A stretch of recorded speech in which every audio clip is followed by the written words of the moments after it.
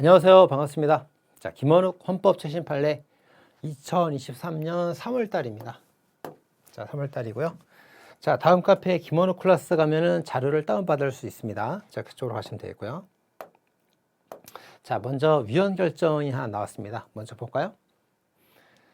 자, 외국인에 대한 긴급재난지원금 지급 대상에서 난민 인정자를 제외한 경우.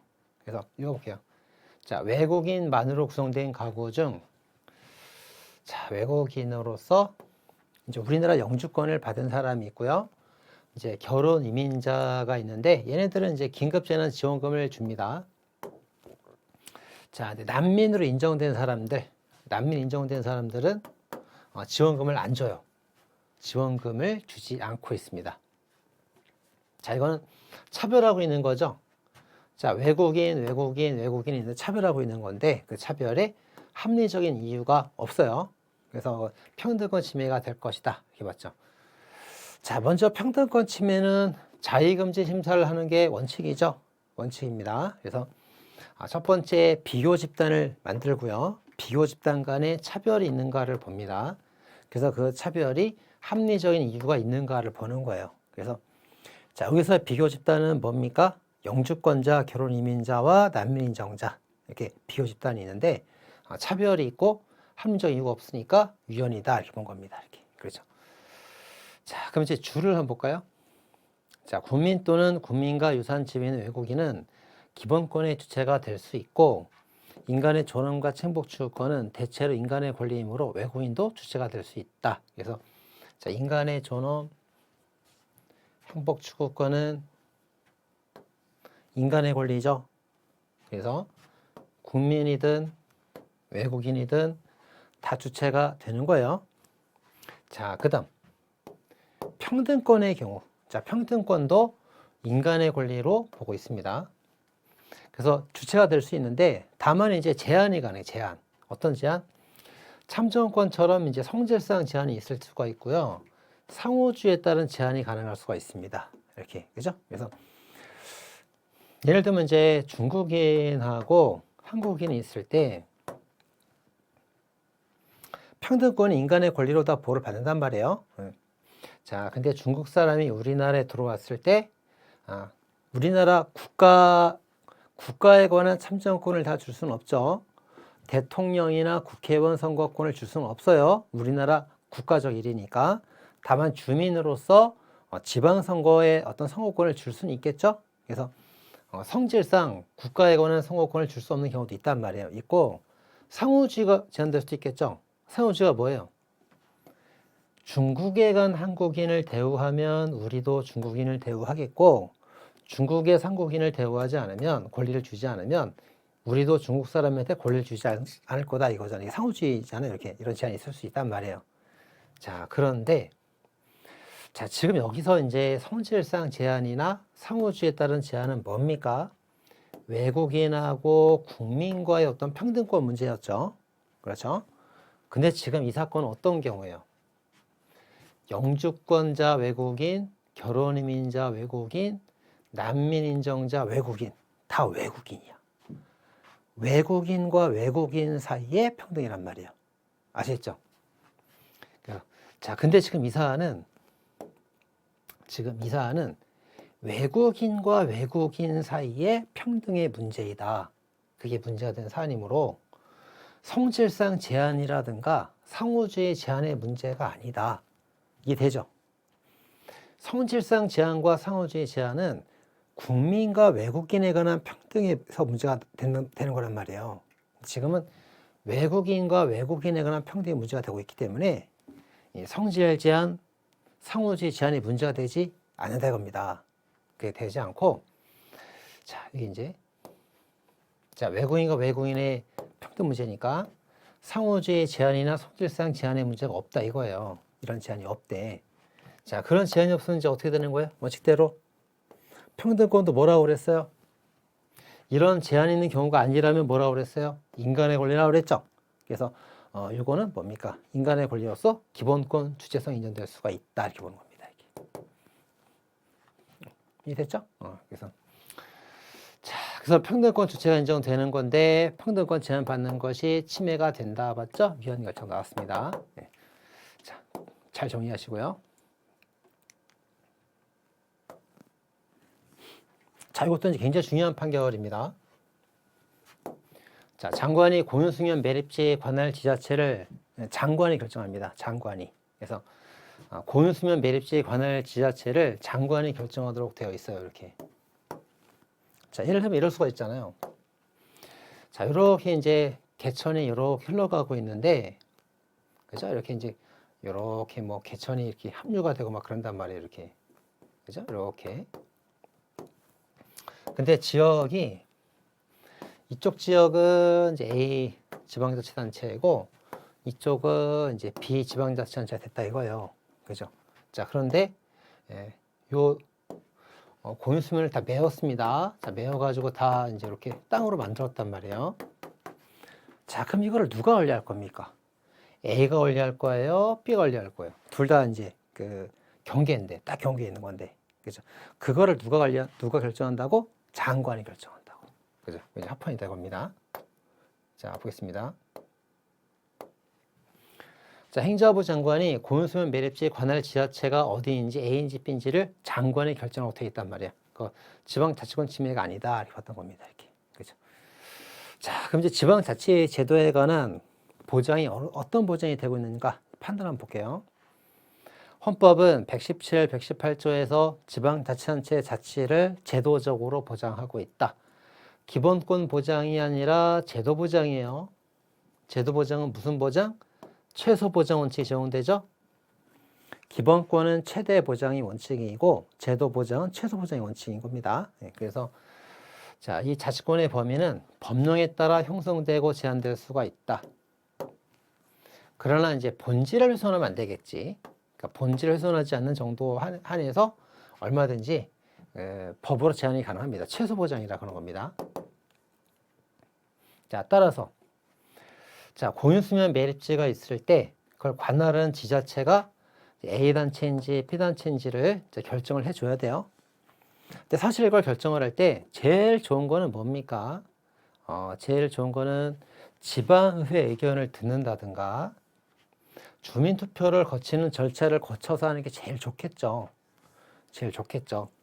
자, 그러나 자, 여기까지 보장이 되면은 최대한 보장이 되고 좋은 거겠지. 하지만 이렇게까지 최대한 보장할 필요 없이 최소한 보장만 하면 되는 거기 때문에 지방의회 의견을 그냥 무시하고요. 안 듣고 주민투표도 하면 좋지만 안 해버리고 장관이 그냥 일방적 결정하도록 했단 말이에요. 그래도 뭡니까? 최소 보장은 하고 있다 이겁니다. 제한 일탈이 없다 이거예요. 그래서 합헌된다 이런 뜻입니다. 됐죠? 보시면 되겠습니다. 합헌. 굉장히 중요한 결정이라고 그랬고요. 자, 다음에 3번입니다. 자, 오염물질 배출 사업자는 그 주민세, 중과세, 세금 무겁게 때리면 무거울 중짜죠? 자, 세금 무겁게 때려도 괜찮다. 오염 배출했으니까 합헌. 자, 4번. 자, 주의해서 봐야 됩니다. 자, 집회 시위 주최자 확성기 사용 기준 초과 소음 발생을 금지하고 있다. 그래서 집회 또는 시위 주최자가 확성기를 사용하여 기준을 초과하는 소음을 발생시키는 것을 금지하고 있어요. 자, 소음을 금지하고 있습니다. 하고 관할 경찰서용 기준 이하 소음 유지 명령이나 사용 중지 명령을 위반하면 형사처벌합니다. 자, 형사처벌하고 있어요. 자, 집시법이죠? 집시법이 있는데 다 이거 합헌이에요. 합헌인데 과잉금지 원칙에 위배되어 침해하는 것이 아니다. 과잉금지 원칙으로 따져봤단 말이에요. 그래서 과잉금지 원칙 위반이 아니라고 그랬죠, 지금. 원칙에 위배되어 침해하는 것이 아니다. 그 말은 원칙 위배되지 않으므로 그래서 침해가 아니다. 그런 뜻입니다, 이게. 근데 보니까 이제 이유가 건강하고 쾌적한 환경의 생활할 권리도 이제 그 현대사회에서 기본권 보장이 되기 때문에 이거를 방치할 수 없이 보장해 줘야 된다 이렇게 봤단 말이에요. 자, 중요한 게 과잉금지 원칙이라는 게 중요한 겁니다. 자, 우리가 볼게요. 자, A가 이제 가해자, 어떤 그 소음을 내는 사람. 그 다음에 이제 이 사람은 소음으로 인한 피해를 보는 사람. 네, 그렇죠? 네. 자, 그럼 국가가 이렇게 있을 때 이 소음 내는 사람한테 소음을 내지 못하게 제한을 한단 말이에요. 너 소음 내지 마. 소음 내면 너 처벌할 거야. 이렇게 제한하는 경우가 있단 말이에요. 자, 그리고 또 이제 이렇게 소음으로부터 피해를 받는 사람이 있을 때 국가가 이를 보호해 줘야 되겠죠. 이렇게 보호해 줘야 되겠죠. 자, 그래서 자, 이렇게 이제 이 소음을 내는 사람에 대하여 그 소음 내는 걸 금지시키고 이걸 위반하면 형사처벌하는 경우, 이거는 기본권을 제한하고 있는 거예요.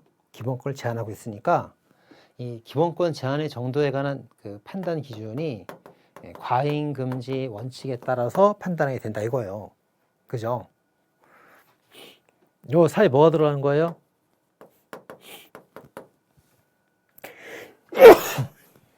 잠깐 기침했어요. 요 사이에 제한이라는 말이 들어가 있는 거죠. 그래서 과잉 제한 금지 원칙에 따라서 판단하는 겁니다. 자, 그런데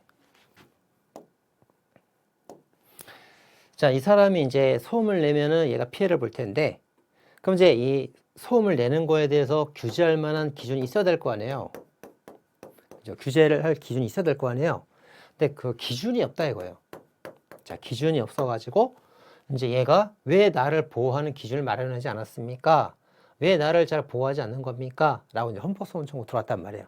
자, 이럴 때는 국가가 이제 이 피해자를 보호할 때는 생명, 신체, 재산, 명예 이런 것들이 있으면 생명, 신체까지는 보호를 해줍니다. 뭐 재산, 명예까지 보호할 헌법적 의무가 있는 건 아니에요. 그래서 이건 꼭 보호해 주는데 거기에 대해서 이제 환경 요소, 환경. 환경권 침해가 되면은 이게 뭐 자연적 환경이건 인공적 환경이건 이게 생명, 신체 침해가 될 가능성이 있단 말이에요. 그래서 이 환경권에 대해서도 국가의 보호 의무가 발생을 한단 말이에요. 보호합니다. 그래서 이제 얘를 잘 보호하는지 아닌지를 판단하는 기준은 뭐예요? 그게 과소보호 금지 원칙이죠. 과소보호 금지 원칙. 자, 따라서 환경권에 관한 소음 규제 기준을 만들지 않은 것은 이 피해자에 대한 너무 적게 보호하는 거에 금지 원칙 위반된다고 봤죠? 위반돼서 위헌 결정 나온 판례 있잖아요. 그죠? 이 판례는 다른 판례라고. 다른 판례. 아시겠죠? 네. 그래서 이거는 이제 규제 기준이 없어서 과소보호 금지 원칙에 위반되어 위헌이다. 이제 그런 판례가 있었고, 이거는 소음을 내는 사람한테 그걸 제한하는 입법이란 말이에요. 그래서 과잉 금지 원칙에 따라서 합헌이다 겁니다. 아시겠죠? 이 판례 다 아는 판례 겁니다. 같이 비교해서 보시면 되겠습니다. 과잉 금지 원칙 위반 따졌다고. 자, 5번입니다. 자, 우리 헌법에서 이제 가족이나 친족으로 보호받는 것은 그 법률론에 한해서만 이제 보호를 받습니다. 법적 친족만 보호를 받기 때문에 사실은 배우자는 상속권 보호를 못 받아요. 합헌입니다. 이건 이미 있었던 결정이고요. 자, 납세 의무자가 법정 신고 기한까지 신고를 제대로 안 했어요. 그럼 가산세에 물립니다. 이것도 합헌이에요. 자, 가산세 합헌.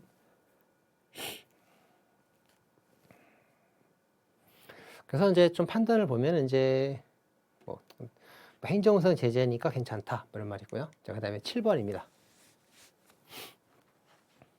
자, 국민권익위원회 공무원은 퇴직일로부터 3년간 심사 대상 기간의 취업이 금지가 됩니다.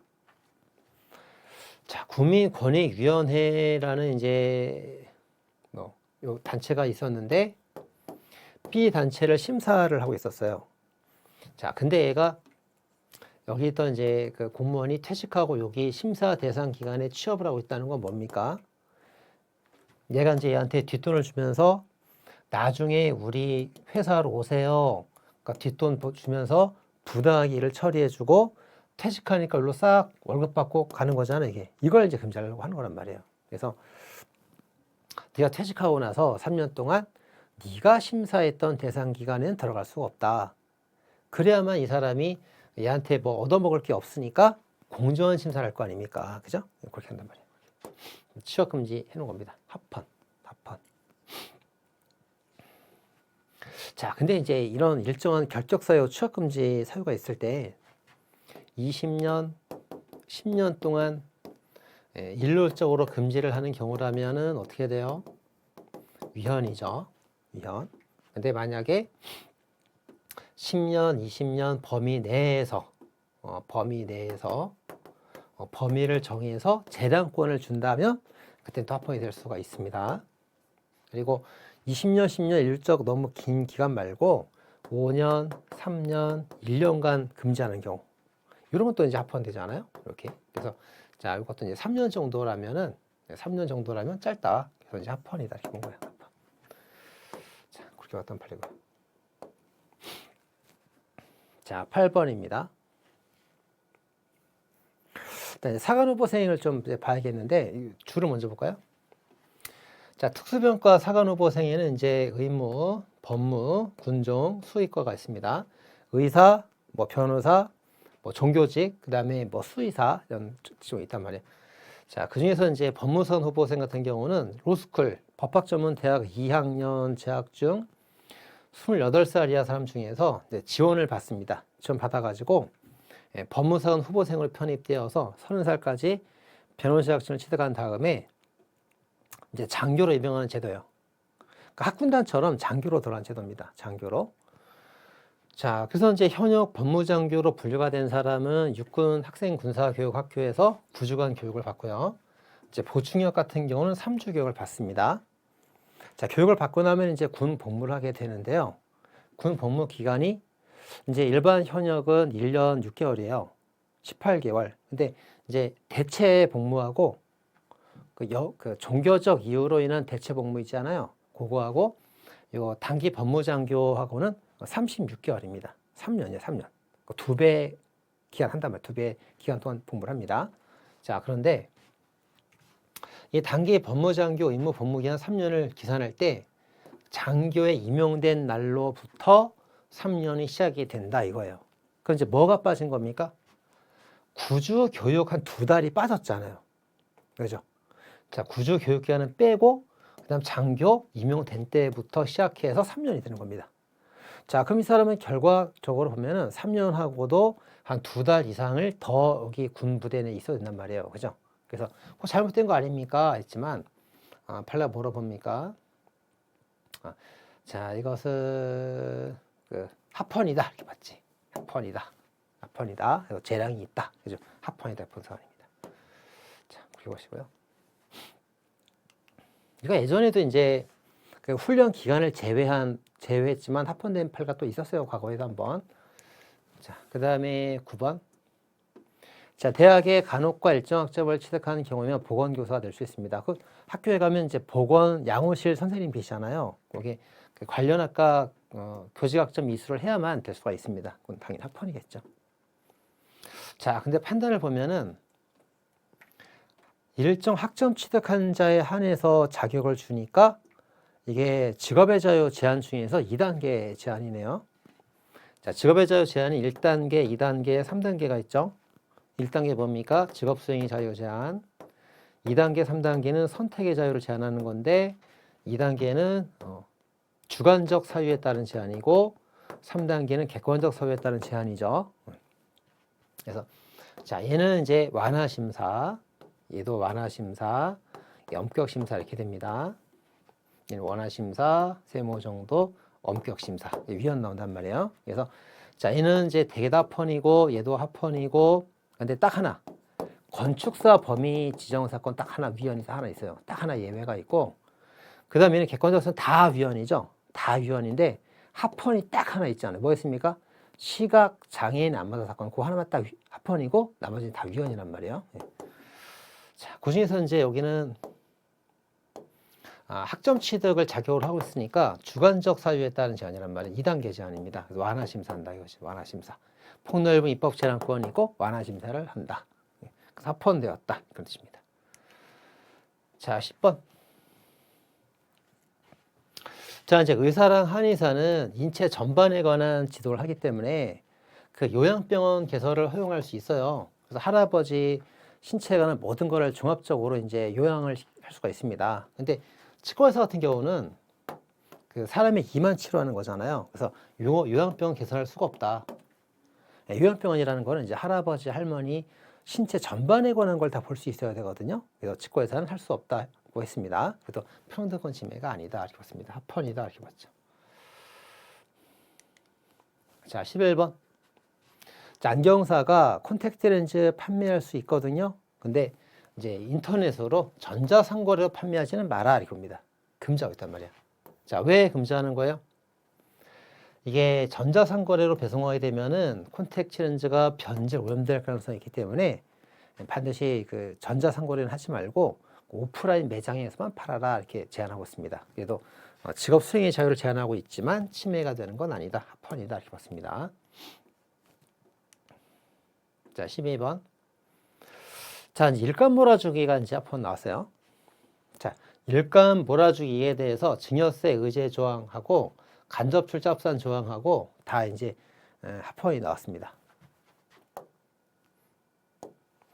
자, 예를 들면은 이제 A 회사가 있는데 여기가 아빠가 이제 회장으로 있는 회사예요. 자, 그리고 B라는 C라는 회사가 있습니다. C. 자, C라는 회사가 있는데 여긴 아들이 그 사장으로 있는 회사가 되는 거예요. 사장이 아들로 있는 회사. 그리고 자, B라는 회사가 있는데 여기는 일반인이 사장으로 있는 회사입니다. 자, 이렇게 있단 말이에요. 자, 그런데 자, 이 C 회사의 지분이 100%인데 그 100%인데 그 중에서 50%를 얘가 가지고 있어요. 그리고 나머지 50%는 얘가 가지고 있습니다. 얘가 가지고 있어요. 얘가 C 지분 중에서.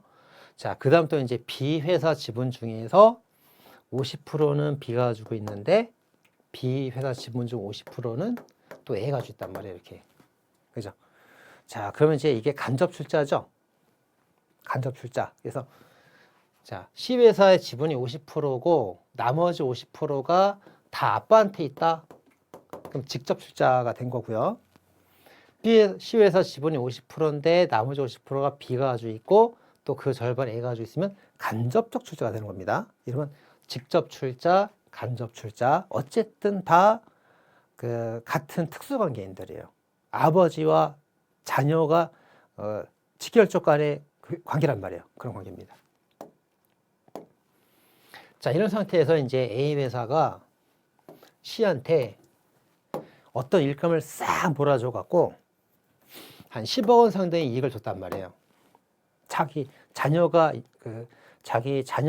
사장하는 회사라고 그래 갖고 일감을 다 몰아주기 위해서 이익을 줬단 말이에요. 일감 몰아주기. 자, 그럼 이제 이 10억에 대해서 어떻게 보냐면 아빠가 자녀한테 그 재산을 상속했다고 합니다. 상속했다 봐가지고 증여로 의지해가지고 세금을 엄청 물려버려요. 50%가 세금이에요. 50%가 세금. 이렇게 한단 말이에요. 자, 이런 제도 합헌이다 그런 거죠. 자, 보겠습니다. 자, 상속세와 증여세법에서 일감 몰아주기로 수혜 법인의 지배 주주 등에게 발생한 이익에 대하여, 그죠? 그 수혜범 C 회사의 자녀가 지배 주주에게 발생한 이익에 대하여 증여세를 부과해 버립니다. 증여로 의지해서 증여세 50% 세금 확 물린단 말이에요. 그리고 간접 부여 주식에 대해서도 일감 몰아 증여과세에는 간접 출사 합산 조항이 있단 말이죠. 그러면 이제 C 회사 지분을 A가 바로 가지고 있는 게 아니고 B 회사를 통해서 가지고 있더라도 간접 출자가 돼 있어도 다 같이 합산해 버린단 말이에요. 합산해서 세금을 물려버립니다. 제가 뭡니까? 재산권을 침해하지 않고 합헌이다 이렇게 돼 있죠.